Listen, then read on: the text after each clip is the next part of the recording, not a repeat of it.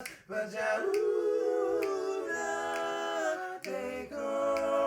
that thing.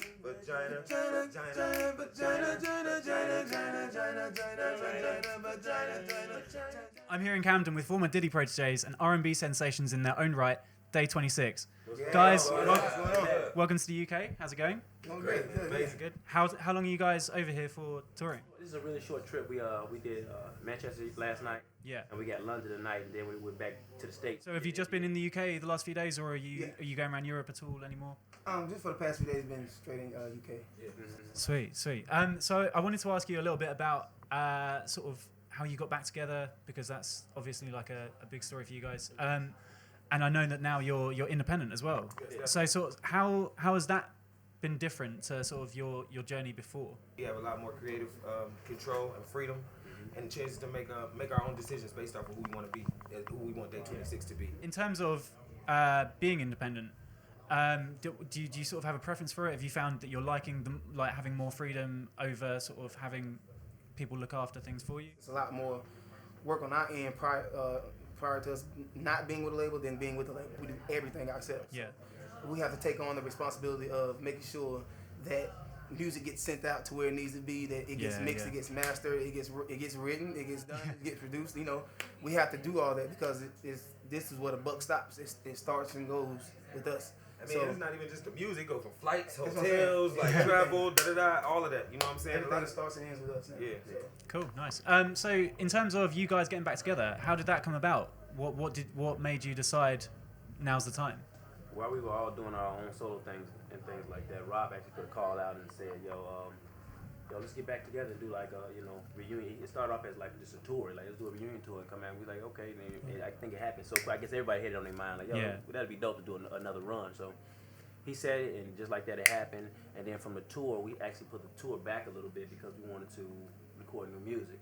So that's what made the EP, The Return, come first. Yeah. So it was just it actually just came from a phone call because we all brothers. And we all support each other in everything that we do individually. I was going to ask you that as well. So in terms of you guys were put together on a reality show without having known each other before, without having that background, but you must have been touring for so long that how close do you guys become? Do you see yourself as sort of like best friends or what is it? Crap out each other. Yeah, I'd say we're close enough to make sure that we're on one accord when it's time to do real business. Yeah. And we're close enough not to cross lines to fuck up the business. Yeah. Oh, I didn't mean to say that. That's cool, man. Don't I'm worry. so sorry. That's fine, man. That's fine. We can say it here? Yeah, of course you can say fuck, yeah. Say fuck as much as you want, yeah. To piggyback off him though, real talk, we know our place and position at this point. So it makes everything easier. It makes it actually easier for us to do this whole independent situation because we actually respect each other for their lane in this group. Even if you can do other things, we know what we do for this group, and we stay there and respect each other for it, and we have a good time, laugh and joke. So it sounds like you guys are all very humble and you kind of know your position in the group. Do you feel like you got that from having come from this sort of background where Diddy was mentoring you, where you had someone like that to look up to? Some of it probably could come from that, but I think it all came from us. As we got older and being around each other, we kind of just started to respect each other for the lane that we play and the role that we play in the group. So as individually and collectively, we know our places. So like he was saying before, it's not that we as an individual couldn't do a lot of the stuff. Yeah. But when you come into the group and okay, well, I have somebody on my right or my left is it may be stronger at a certain point. Yeah. I'm gonna just pass the ball and let him do it because that's what makes us, Day 26, and what gives us our sound and what gives us, the ability to come back and actually have a return. So what do you guys prefer? Do you prefer touring or do you prefer recording? I prefer touring. I prefer touring. I prefer touring over anything. Yeah. I want to. For me, it's different because I like touring as well. But for me, I like to create what I'm about to perform. You know what I mean? Because I want as I'm writing the song or something, I like to envision what the audience is going to feel while it's being performed. So I kind of like to be at the whole structure of it all. How do you feel the audiences have been over here, like specifically? How does it compare to back home? It's always crazy over here in the UK, man. They love us here. To go home is definitely a horrific experience. It's like, oh man, back to reality. Do you ever find that's kind of like surprising when you come somewhere so far away from home and realize that people over here have been listening to your music just as much as people just around you? You actually appreciate it just that much more because you understand that that over here it's just a different experience because when you come from something where we come from is like it's there, it's given all the time. Yeah. When you come over here, and it's not that often, you know, people really appreciate what you do for them. It's just Yeah. like anything in life. When you get something all the time, you don't really appreciate it like that. Yeah, you just yeah. I seen him. All right, that's okay. Yeah. He did Yeah. it, great. All right, we're gonna move over here. But when you go somewhere with someone that's like that doesn't really have that experience, or when they like really like your music, they really support you, and they really get to come and see you, then it's really like it's a great experience. It's a humbling experience because that's what you do it for those kind of people. It's still a good feeling though, because like we came here off of with the EP, and we was wondering like, should we do these songs off the EP, because we over here we don't even know if they're gonna know this music. Yeah. But we ended up throwing it in there, and they knew the new music. So it's just crazy. Like we all the way over here, and they know the new music. So and that's diehard fans, man. It's like, I mean, we would live over here. Yeah. We just would, man. You mean? Yeah. Hopefully don't turn. We did it before. We do it again. What's your favorite place that you've been to in the world? Do you think for touring?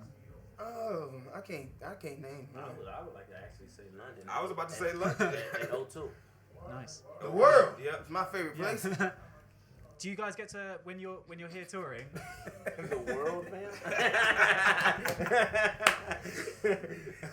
man. When you guys are sort of touring in a new city, do you get to see much of it, or do you just sort of like stop, play? Just you know, it depends. Like it depends on like if we're here for a couple days, depending on how many dates, how often we come and how many dates we have. I don't know what they do, but I get out. I mean, you can get out and see, but you don't get to see the things that he's talking about, like seeing like the history of you know, of a place, where you're going, like what's happened there, what's been going on. Like if we have a few days, like we get to go and sightsee and see some things like that. But other than that, it's like it's here.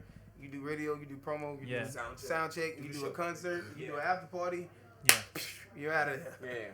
Cool. In terms of the future for Day 26, what are the sort of like big plans ahead for you guys? Well, right now we just we're putting together tours and things like that to keep the reunion thing going. Is there new music coming? Every time we run each other, there's new music coming. So it's like, I mean, the Return EP is what we're actually pushing right now. So we just want everybody to go and get the Return EP. It's out now. Yeah. 6 solid songs. It actually comes with a book that actually walks you through the journey. So, I mean, for those who like to read, because some people just don't like to read. They're like, give me the music. All that other, them words keep them over there. But cool. It's just a great experience, man. So. Nice. In terms of sort of the state of music at the moment and the state of R&B music in particular, how do you guys feel about sort of how music's going generally, and how do you feel you fit into that? I feel like for a minute they actually lost it, but I feel like the attempt to come back is strong. I mean, it's a few records that I hear right now that I'm like, yo, it has a lot of soul in it.